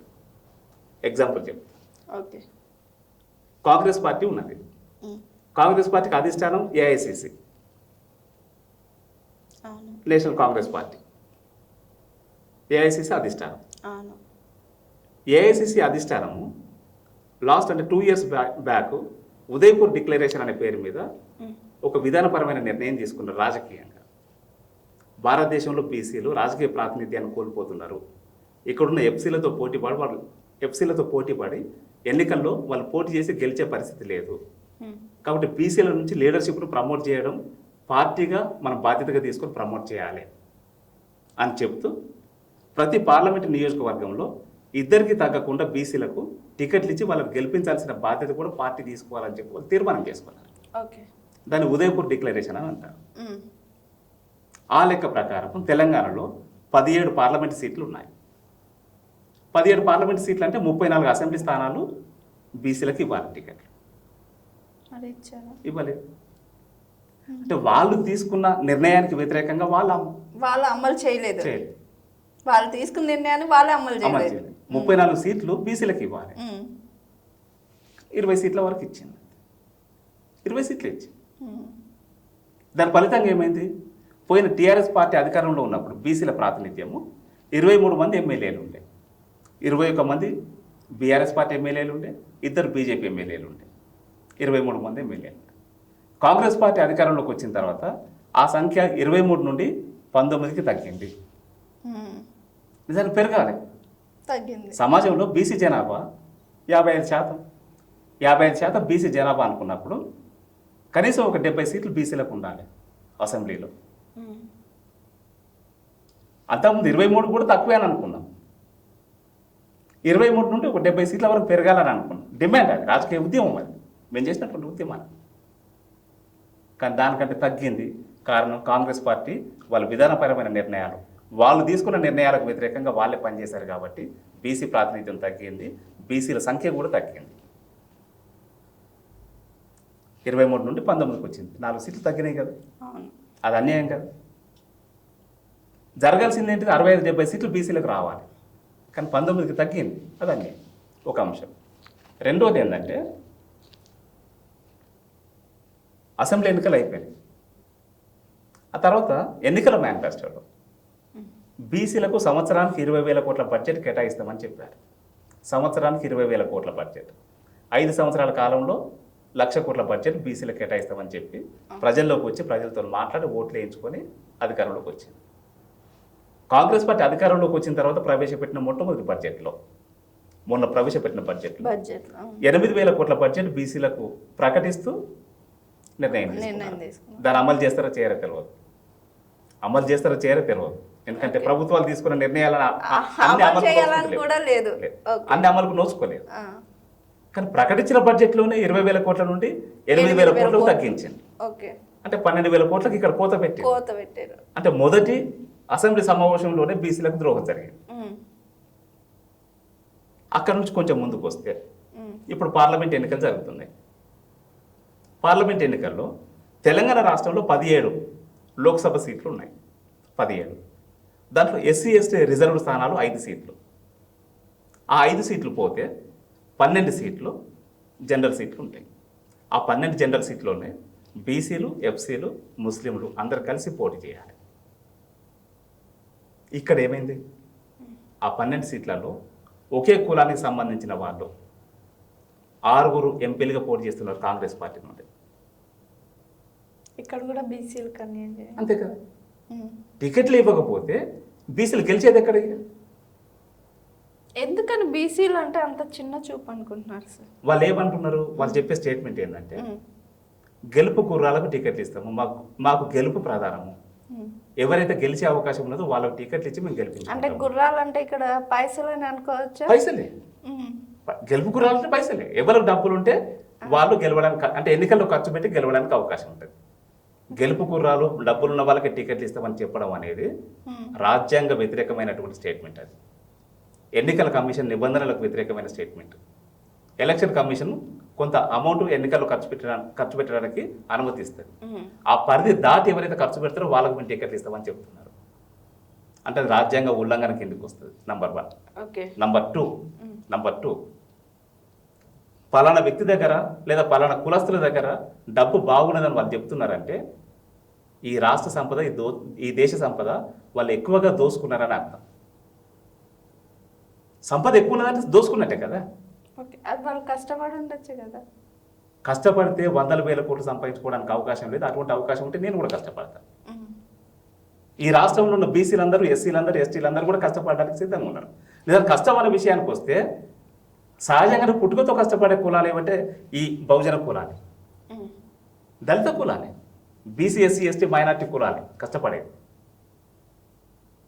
కానీ వీళ్ళకు శ్రమకు తగ్గ ఫలితం వీళ్ళకు దక్కలేదు. ఆ ఫలితం దక్కే వాళ్ళందరూ కూడా ఆధిపత్య కులాలకు సంబంధించిన వాళ్ళే ఉన్నారు. మీరు ఏ రంగమని తీసుకోండి, రియల్టర్లను తీసుకోండి, టాప్ 100లో మొత్తం కూడా ఎఫ్సీలో ఉంటారు. బిల్డర్లను తీసుకోండి, టాప్ 100లో మొత్తం ఎఫ్సీలో ఉంటారు. ఫిల్మ్ ఇండస్ట్రీ తీసుకోండి, టాప్ 50లో మొత్తం ఎఫ్సీలో ఉంటారు. ఇండస్ట్రియలిస్టులను తీసుకోండి, టాప్ 100లో మొత్తం వాళ్ళే ఉంటారు, ఎఫ్సీలో ఉంటారు. మీరు ఏ రంగం తీసుకున్నా టాప్ పొజిషన్లో టాప్ 100 దాకా వాళ్ళే ఉంటారు. టాప్ 100 అంటే అత్యధిక సంపద కలిగిన వాళ్ళు, వాళ్ళే ఎన్నికల్లో పోటీ చేస్తున్నారు. ఆ సంపద వాళ్ళకి ఎక్కడి నుండి వచ్చింది? దోచుకుంటూ వచ్చిన సంపద. నేను ఏదో ఒక ప్రోగ్రాంలో ఒక యూట్యూబ్ ఛానల్లో చూసిన, ఖమ్మం ఎంపీ అభ్యర్థి రఘురామ్ రెడ్డి పోటీ చేస్తున్నాడు. రఘురామ్ రెడ్డికి సంబంధించిన సంపద ఈ రాష్ట్రంలో ఉన్న అత్యంత సంపన్నుల జాబితాలో 4వ స్థానంలో ఉన్నారట వాళ్ళు. ఎక్కడి నుండి వచ్చింది వాళ్ళకి? వాళ్ళ నాన్న ఆర్ సురేందర్ రెడ్డి. సురేందర్ రెడ్డి వరంగల్ ఎంపీగా 2 సార్లు చేశాడు, ఎమ్మెల్యే కూడా 4 సార్లు ఏమో చేశాడు. వాళ్ళకున్న సంపద వరంగల్ జిల్లా మైబాద్ ఏరియాలో కొన్ని వేల ఎకరాల భూములు ఉన్నాయని రెవెన్యూ రికార్డులలో ఉన్నాయి. ఓకే, 1000 ఎకరాల భూములు కష్టపడి సంపాదించుకోవడం సాధ్యమవుతుందా ఎవరికైనా? వాళ్ళ కనుచూపు మేరలో ఉన్న భూములన్నీ కూడా రెవెన్యూ రికార్డులలో రెవెన్యూ అధికారులను ఒప్పించి లేదా బెదిరించి వాళ్ళ పేరు మీద రాసుకొని దోచుకున్న సంపద అది. సంపద దోచుకున్న వాళ్ళు ఆర్థిక నేరగాళ్ళు అవుతారు, కానీ నాయకులు ఎట్లయితారు? మరి అలాంటి నాయకులను మీరే కదా ఓటేసి మరి గెలిపించుకుంటారు. అక్కడనే మేము చర్చ పెట్టేది, మేము ప్రజలతో మాట్లాడేది కూడా అదే. ఆర్థిక నేరగాళ్ళు ప్రజల పక్షాన నిలబడరు, వాళ్ళు తిరిగి సంపద దోచుకుంటారు తప్ప ప్రజల పక్షాన నిలబడరు. ప్రజల కోసం సంక్షేమ పథకాలను తీసుకురారు, అమలు చేయరు. ఈ ఆర్థిక అసమానతలకు శాస్త్రీయమైన పరిష్కారాన్ని వాళ్ళు చూపలేరు. ఆ స్వభావం వాళ్ళకు ఉండదని చెప్తున్నాం. నేను చెప్పేది అదే, వాళ్ళకి ఆ స్వభావమే ఉండదు. ఆ స్వభావం ఉంటే వాళ్ళకి అంత సంపద ఎందుకు ఉంటుంది? సంపద ఉండదు కదా వాళ్ళకు. వాళ్ళకి ఆ సంపద ఉన్నదంటే వాళ్ళకి ఆ లక్షణం లేదు అని అర్థం అంతే. సార్, ఇప్పుడు కాంగ్రెస్ పార్టీ గెలిచి ఇప్పుడు పట్టాలు చేపట్టుకున్న తర్వాత 6 నెలలు అవుతుంది కాంగ్రెస్ పార్టీ పాలన. ఈ కాంగ్రెస్ పార్టీ పాలన 6 నెలల్లో ఏం డెవలప్ చేసింది? వాళ్ళు ఇచ్చిన మేనిఫెస్టోలో ఉండేటివి ఉన్నట్టు జరిగినాయా? అది ఒక అంశం నేను మీతో ప్రస్తావిస్తాను. ఓకే. వాళ్ళు మొట్టమొదటిగా అమలు చేసింది, ఈ రాష్ట్రంలో ఉన్న మహిళలు ఆర్టీసీ బస్సుల్లో ఫ్రీగా ప్రయాణం చేయడానికి ఒక సౌకర్యం. ఇప్పుడు ఆ స్కీమ్ కూడా ఎట్లా తీసేస్తున్నారని చెప్పి న్యూస్ వచ్చేస్తుంది, చర్చ జరుగుతుంది. అది సరే తీసేస్తారా తీసేయరా ఎన్నికల తర్వాత తేలిపోతుంది అది. అయితే ఒక మహిళలు మాత్రం ఫ్రీగా ప్రయాణం చేయడానికి ఒక అవకాశం కల్పించాలి, అదొకటి అమలు చేస్తున్నారు. సంతోషం, దాన్ని అభినందిస్తాం. ఏ పార్టీ అయినా కానీ ఏ ప్రభుత్వం అయినా. ఇప్పుడు టీఆర్ఎస్ ప్రభుత్వం చేసిన మంచి పనులను అభినందించినాము, చేయని వాటిని ఎత్తి చూపినాం. ఎందుకంటే పౌరులుగా మన బాధ్యత, నాయకులుగా మన బాధ్యత ఎత్తి చూపినాం. మా బీసీ సంఘం నుండే ఆర్ కృష్ణయ్య గారు అసెంబ్లీలో ఉన్నప్పుడు, ఎమ్మెల్యే ఉన్నప్పుడు బీసీల సమస్యల మీద చర్చ పెట్టాలని చెప్పి ముఖ్యమంత్రి కేసీఆర్ గారితో మాట్లాడితే బీసీ ఎమ్మెల్యేలు తర్వాత దానికి సంబంధించిన ఎక్స్పర్ట్స్ అందరితో ఒక సమావేశం ఏర్పాటు చేసి చాలా సమస్యలు ఐడెంటిఫై చేసి ఒక రిపోర్ట్ తయారు చేశారు. తర్వాత బీసీల జనాభా లెక్కలు కూడా మేము సేకరిస్తామని చెప్పి అసెంబ్లీలో ఒక తీర్మానం కూడా చేశారు. జనాభా లెక్కలు సేకరించి దాన్ని బయటికి తీసుకురావాలి, అంటే డిమాండ్ చేయడం అనేది ప్రజా సంఘాల నాయకులుగా మా బాధ్యత. కాబట్టి డిమాండ్ చేస్తాం, తప్పనిసరిగా డిమాండ్ చేస్తాం. అయితే కాంగ్రెస్ పార్టీ కూడా మహిళలకు ఉచిత రవాణా సౌకర్యం కల్పించడాన్ని అభినందిస్తున్నాం, ఆహ్వానిస్తాం. ఎందుకంటే వాళ్ళకు రవాణా సౌకర్యం కల్పించడం వల్ల వాళ్ళు ఎక్కువగా ప్రయాణం చేయడానికి అవకాశం ఉంటుంది. వాళ్ళు చేసే ప్రయాణంలో సమాజంలో ఉన్నటువంటి అనేక రకాల సమస్యల్ని అర్థం చేసుకోవడానికి అవకాశం ఉంటుంది. వాళ్ళు వాళ్ళ నాలెడ్జ్ని పెంచుకోవడానికి అవకాశం ఉంటుంది. నాయకులుగా ఎదగడానికి కూడా అవకాశం ఉంటుంది. వీళ్ళు ఆలోచించింది ఎక్కడి వరకు అంటే, ఉచిత ప్రయాణ సౌకర్యం కల్పిస్తే మాకు ఓట్ బ్యాంక్ ఉంటారని చెప్పి వీళ్ళు ఆలోచించారు. కానీ దాని ఫలితాలు, దాని ప్రభావాలు ఎట్లా ఉంటాయంటే, మహిళలందరూ కూడా ఒక గొప్ప నాయకులుగా ఎదగడానికి అదొక మార్గం వేసినట్టు. కానీ దానివల్ల కూడా కొంచెం మిస్క్యారీ అవుతుంది కదా సార్. నేను అక్కడికి వస్తున్నా. మిస్క్యారీ కావడం అనేది చాలా పరిమితమైంది, అది పెద్ద లెక్కలకు రాండి. అది పెద్ద లెక్కలకు రాండి. స్కీమ్ మంచిది, అభినందిస్తాం. కానీ అదే సందర్భంలో నిరుద్యోగులుగా ఉన్నవాళ్ళు చదువుకొని ప్రభుత్వం ఎటువంటి ఉపాధి అవకాశం కల్పించని సందర్భంలో, ఉద్యోగ అవకాశాలు కూడా కల్పించని సందర్భంలో, ఒక వయసు వచ్చిన తర్వాత అందరితో పాటు పెళ్ళిళ్ళు చేసుకొని భార్య పిల్లల్ని సాదుకోవడం కోసము అక్కడిక్కడ అప్పు చేసి ఆటోలు కొనుక్కొని ఆటోల మీద ఆధారపడి బతుకుతున్న వాళ్ళు చాలా మంది ఉన్నారు, లక్షల మంది ఉన్నారు. మొన్న అసెంబ్లీ సమావేశాల్లో కేటీఆర్ గారు చెప్పిన రిపోర్టు ప్రకారంగా సుమారు 7 లక్షల కుటుంబాలు ఆటోల మీద ఆధారపడి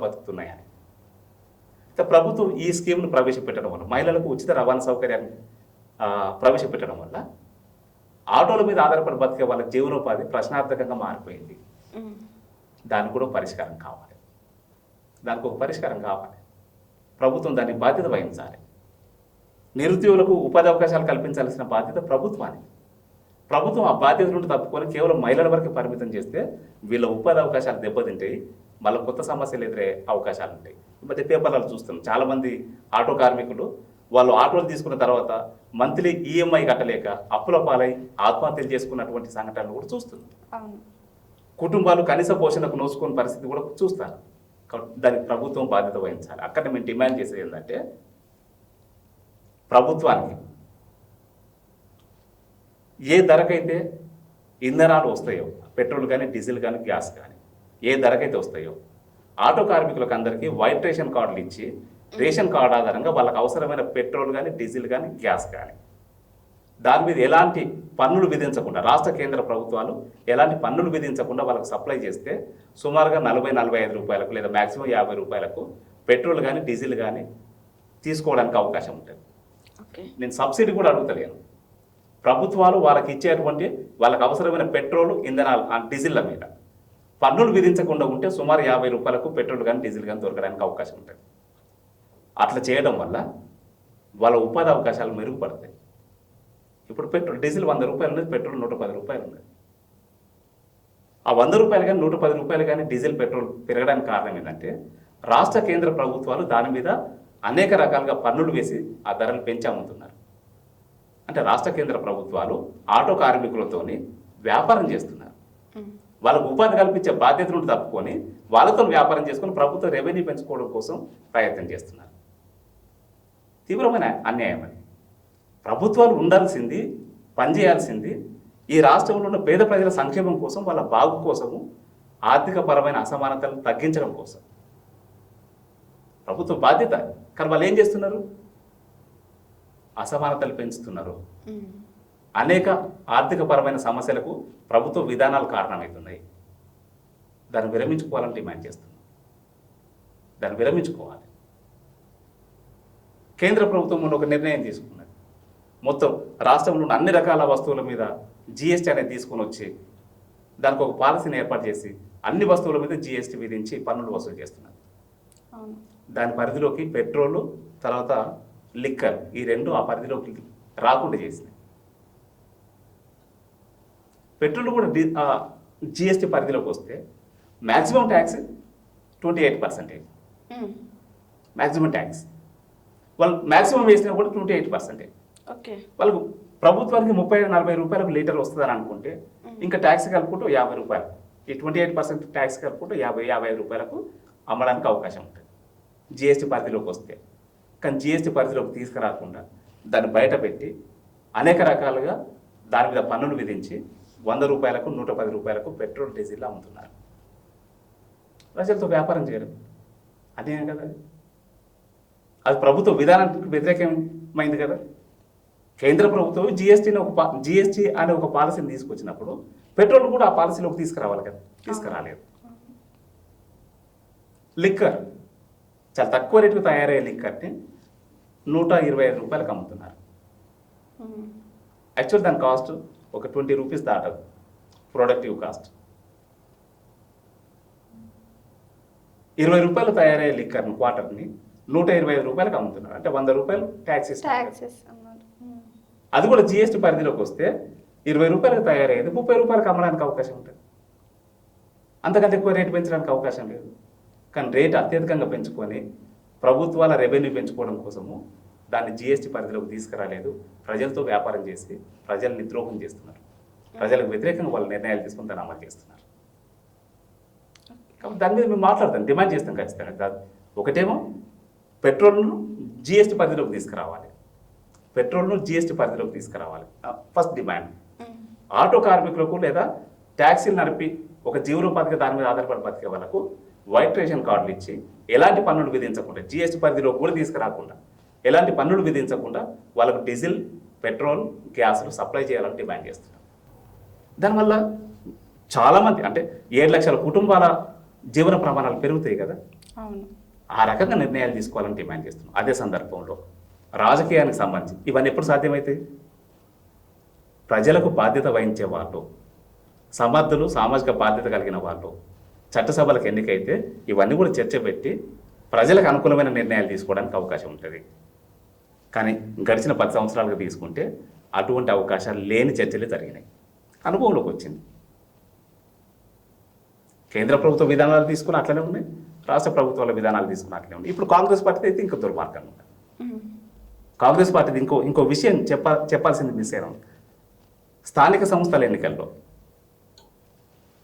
బీసీలకు స్థానిక సంస్థలు రిజర్వేషన్లు పెంచుతూ మేము నిర్ణయం తీసుకుంటామని చెప్పి 42% బీసీ రిజర్వేషన్లను పెంచుతామని చెప్పి హామీ ఇస్తూ ఎన్నికల్లోకి వచ్చింది వాళ్ళు. స్థానిక సంస్థలు ఇప్పుడు పార్లమెంట్ ఎన్నికలు అయిపోయిన తర్వాత వెంటనే స్థానిక సంస్థల ఎన్నికలు జరపడం కోసం నిర్ణయించుకున్నది, ప్రభుత్వం నిర్ణయం తీసుకుంటారు. కానీ 42% రిజర్వేషన్లు పెంచడానికి సంబంధించి ఇప్పటి వరకు దానికి సంబంధించిన జనాభా లెక్కలు సేకరించలేదు, దానికి సంబంధించిన విధానాలు కూడా రూపొందించలేదు. ఒకవేళ 42% పెంచకపోతే అది బీసీలకు ద్రోహం చేసినట్టే. అయితే 42% పెంచితే న్యాయం చేసినట్ట అంటే అది కూడా కాదు. ఎందుకంటే జనాభా 55% ఉన్నది. జనాభా ప్రకారంగా ప్రాతినిధ్యం ఉండాలి కదా. డిమాండ్ చేసేది 55% జనాభా ఉన్నప్పుడు 55% రిజర్వేషన్లు ఉండాలి. కానీ 42% ఇవ్వడం కూడా తప్పే. 42% ఇస్తారా ఇవ్వడం కూడా ఇప్పుడు తెలియని పరిస్థితి. అంటే వరుసగా మోసాలు ఇవన్నీ. మరి మోసాలను అరికట్టడం ఎలా? మళ్ళీ తెలంగాణ ఉద్యమ కాలంలో, తెలంగాణ రాష్ట్రం వచ్చిన తర్వాత జరిగిన సామాజిక ఉద్యమాల నిర్మాణంలో ప్రజల్ని ఎట్లయితే సంఘటితం చేసినామో, ఉద్యమాలలో భాగం చేసినామో, ఇప్పుడు కూడా ప్రజలను సమీకరించి వాళ్ళని చైతన్యవంతం చేసి ఉద్యమాల్లో భాగం చేసి సామాజిక న్యాయ రాజ్యాధికారాన్ని సాధించడం కోసం ఇంకొక రాజకీయ కార్యక్రమాన్ని రూపొందిస్తున్నాం. దాని ద్వారా మాత్రమే సాధ్యమవుతుంది. కేసీఆర్ ఒక విషయాన్ని మిస్ అయ్యాడు. కేసీఆర్ మొట్టమొదటిగా కాంగ్రెస్ పార్టీ నుండి ఒక నాయకుడిగా ఎదిగినప్పటికీ ఆ తర్వాత తెలుగుదేశం పార్టీకి పోయిన తర్వాత ఆయనకు రాజకీయ ప్రాతినిధ్యం పెరిగింది. కాంగ్రెస్ పార్టీలో మొట్టమొదటిగా ఉన్నప్పుడు ఎన్ఎస్యుఐ నాయకుడిగా లేదా యువజన సంఘం, కాంగ్రెస్ పార్టీ యువజన సంఘం నాయకుడిగా ఆయన పనిచేస్తూ వచ్చింది. కానీ రాజకీయ ప్రాతినిధ్యం తెలుగుదేశం పార్టీ నుంచి దొరికింది. తెలుగుదేశం పార్టీ నుండి రాజకీయ ప్రాతినిధ్యం పొందిన కేసీఆర్ తెలుగుదేశం పార్టీ అవలంబించిన విధానాలని టీఆర్ఎస్ పార్టీగా కూడా అవలంబిస్తే ఇక్కడ బీసీల ప్రాతినిధ్యం పెరిగేది, టీఆర్ఎస్ పార్టీకి సపోర్ట్ కూడా పెరిగేది. ఎన్టీ రామారావు ముఖ్యమంత్రి అయినప్పుడు మొదటిసారి తెలంగాణలో బీసీలకు ఎక్కువ ప్రాధాన్యత ఇచ్చి బీసీల ప్రాతినిధ్యం పెంచి చట్టసభల్లో వాళ్ళ ప్రాధాన్యత పెంచి చాలా సమస్యల పరిష్కారం కోసం ఆ పరిష్కారంలో భాగం చేసింది ఎన్టీ రామారావు.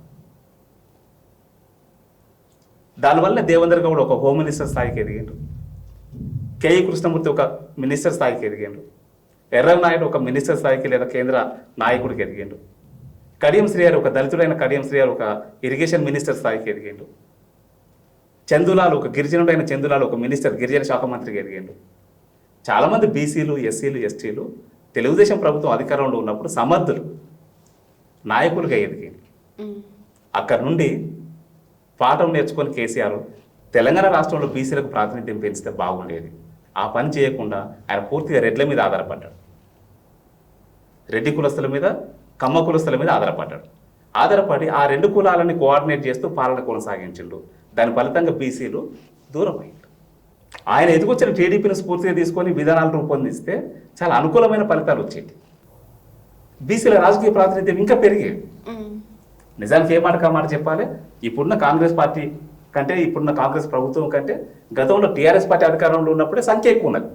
ఇప్పుడు 19 మంది అయితే అప్పుడు 23 మంది. అయితే 23 మందే కాదు, దాన్ని 45-50 మందికి పెంచితే కేసీఆర్ ఒక పిల్లర్స్గా నిలబడేవాళ్ళు బీసీలందరూ కూడా. కానీ ఆ అవకాశాన్ని కేసీఆర్ కోల్పోయిండు. కారణం ఏంటంటే రెడ్డి కులస్తుల మీద, కమ్మ కులస్తుల మీద ఎక్కువ ఆధారపడి దాని ఫలితంగా ఆ అవకాశాన్ని కోల్పోయింది. సార్, నాది లాస్ట్ సూటి ప్రశ్న ఒకటే ఉంది. మీరు పోరాడి తెచ్చుకున్న తెలంగాణ, ఫస్ట్ మీ నినాదం జై తెలంగాణ అనే నినాదంతో తెలంగాణ పోరాటం మొదలైంది. అలాంటి తెలంగాణ వచ్చిన తర్వాత రెండో ముఖ్యమంత్రిగా రేవంత్ రెడ్డి గారు వచ్చారు. ఇప్పటికి రేవంత్ రెడ్డి గారు ముఖ్యమంత్రిగా ప్రమాణ స్వీకారం చేసి 6 నెలలు దాటేస్తుంది. కానీ ఇంతవరకు ఎక్కడ కూడా జై తెలంగాణ అన్న వర్డ్ వాడిందే లేదు. దీని మీద మీ స్పందన ఏంటి? నిజం చెప్పాలంటే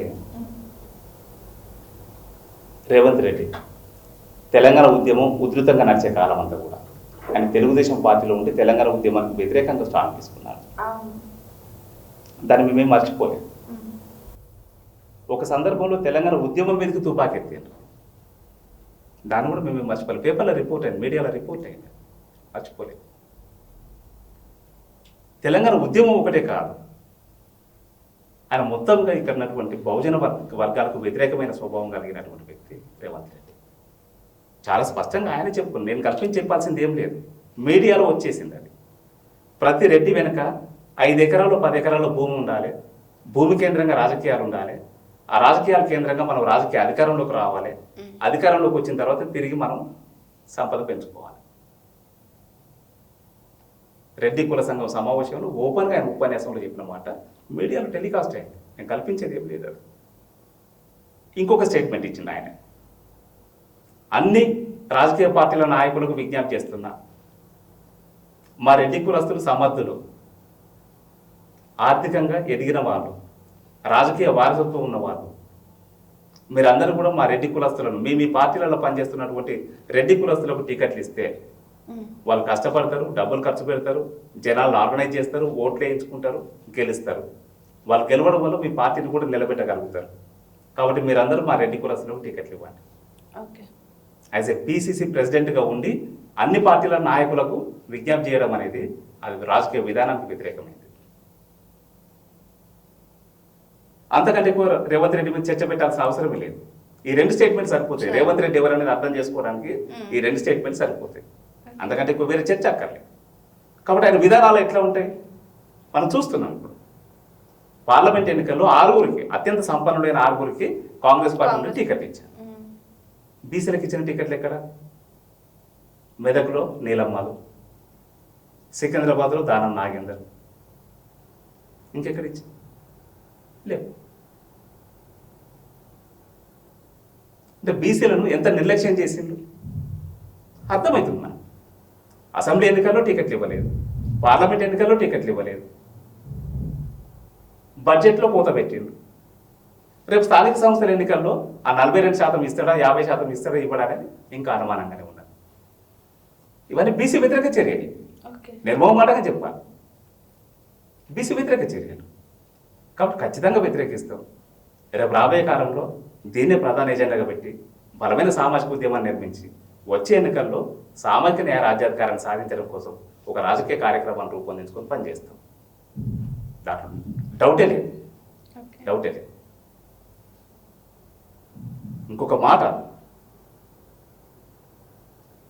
తెలంగాణ రాష్ట్రంలో టీడీపీ పార్టీ ఉన్నది, దానికి ఒక రాష్ట్ర కమిటీ ఉన్నది, దానికి సంబంధించిన రాజకీయ కార్యక్రమాలు నడుస్తున్నాయి.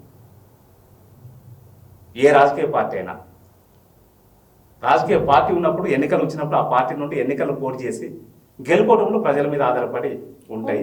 ఖచ్చితంగా ఎన్నికల్లో పోటీ చేస్తారు. కానీ మొన్న జరిగిన అసెంబ్లీ ఎన్నికల్లో తెలంగాణ తెలుగుదేశం పార్టీ నుండి అభ్యర్థుల్ని పోటీకి నిలబెట్టలేదు. లైవ్ ఎగ్జాంపుల్ మనకు కనపడతారు. కాసాని జ్ఞానేశ్వర్ కనపడతారు. తెలుగుదేశం పార్టీ రాష్ట్ర అధ్యక్షుడిగా నాయకత్వం వహిస్తున్న కాసాని జ్ఞానేశ్వర్ తెలంగాణలో తెలుగుదేశం పార్టీ ఎన్నికల్లో పోటీ చేయకపోతే ఈ పార్టీకి నేను నాయకత్వం వహించడం ఎందుకని పార్టీకి రాజీనామా చేసి పోయి టీఆర్ఎస్ పార్టీలో జాయిన్ అయ్యింది. తెలంగాణలో టీడీపీ ఎట్లయితే ఎన్నికల్లో పోటీ చేయలేదో, ఏ కారణం చేత పోటీ చేయకపోయినా, ఇప్పుడు ఆంధ్రాలో జరుగుతున్న ఎన్నికల్లో కూడా తెలుగుదేశం పార్టీ ఎన్నికల్లో పోటీ చేయకపోతే దాన్ని జస్టిఫై చేసిన వాళ్ళ తెలంగాణలో ఏ కారణం చేత పోటీ చేయలేదో ఆంధ్రాలో కూడా పోటీ చేయకుండా ఉంటే తెలుగుదేశం పార్టీ నిజాయితీగా రాజకీయాలు నడిపినట్టు, తెలంగాణలో కూడా వాళ్ళ రాజకీయ దృక్పథం కరెక్ట్ ఉన్నట్టు. అక్కడేమో పోటీ చేస్తారు, ఇక్కడ పోటీ చేయటం అంటే ఎవరిని గెలిపించడం కోసం ఇక్కడ పోటీ చేయలేదు, రేవంత్ రెడ్డిని ఎవరికి మద్దతు చేయడం కోసం ఇక్కడ పోటీ చేయలేదు. మీ ఇద్దరి మధ్య ఉన్న అండర్స్టాండింగ్ ఏంటిది? అది ఇక్కడ ప్రజలకు ఎట్లా ఉపయోగపడుతుంది? ఇవన్నీ కూడా చర్చ ఉంటుంది, డెఫినెట్గా ఉంటుంది. నా దృష్టిలో చంద్రబాబు నాయుడు తెలంగాణ కాంగ్రెస్ పార్టీని కౌలుకు తీసుకొని నడిపిస్తున్నాడు. అంతేనంటారా? కౌలుకు తీసుకొని నడిపిస్తున్నాడు. ఊర్లలో రైతులు, భూమి లేని పేదోళ్ళు లేదా బాగా భూమి ఉన్న వాళ్ళు ఏం చేస్తారంటే ధనవంతులు వాళ్ళు ఎక్కువ వ్యవసాయం చేయడం కోసం ఇతరుల దగ్గర భూములు కౌలు తీసుకొని చేస్తారు. లేనోళ్ళేమో లేనోళ్ళు బతుకు తెరువు కోసం చేస్తారు, ఉన్నోళ్ళు ఏమో బాగుపడడం కోసం చేస్తారు. కౌలు రెండు విధాలుగా ఉంటాయి. ధనవంతులు మరింత సంపద పెంచుకోవడం కోసం భూములు కౌలు తీసుకొని వ్యవసాయం చేస్తారు, పేదోళ్ళు బతుకు తెరువు కోసం కౌలు తీసుకొని చేస్తారు. కానీ వీళ్ళు ధనవంతులు కదా, బాగుపడడం కోసం కౌలుకు తీసుకుంటారు. తెలంగాణ కాంగ్రెస్ పార్టీని కౌలుకు తీసుకొని నడిపిస్తున్నది చంద్రబాబు నాయుడు. మనకు అర్థమవుతుంది. కాసాని జ్ఞానేశ్వర్ తెలుగుదేశం పార్టీ అధ్యక్షుడు, ఎందుకు రాజీనామా చేసిండు? బీఆర్ఎస్ పార్టీకి ఎందుకు పోయిండు? ఇక్కడ ఎన్నికలు ఎందుకు పోటీ చేయలేదు? ఆంధ్రాలో ఎందుకు పోటీ చేస్తున్నారు? అక్కడ కూడా పోటీ చేయకపోతే మనకు అభ్యంతరం లేదు, కానీ అక్కడ పోటీ చేస్తున్నారు, ఇక్కడ పోటీ చేస్తున్నారు. కారణం ఏంది? ఇంకొక పార్టీని గెలిపించడం కోసం పెద్ద ఎత్తున కోట్లు. అంతకంటే ఎక్కువ ఏం లేదు. మనకి ఈజీగా అర్థమవుతుంది. దీంట్లో లాజిక్ కూడా ఏం లేదు, సింపుల్గా అర్థమవుతుంది. కాబట్టి ఈ అంశాలన్నింటినీ కూడా పరిగణలోకి తీసుకొని రేపు రాబోయే కాలంలో ఖచ్చితమైన స్పష్టమైన రాజకీయ కార్యాచరణ రూపొందించుకొని పనిచేస్తాం.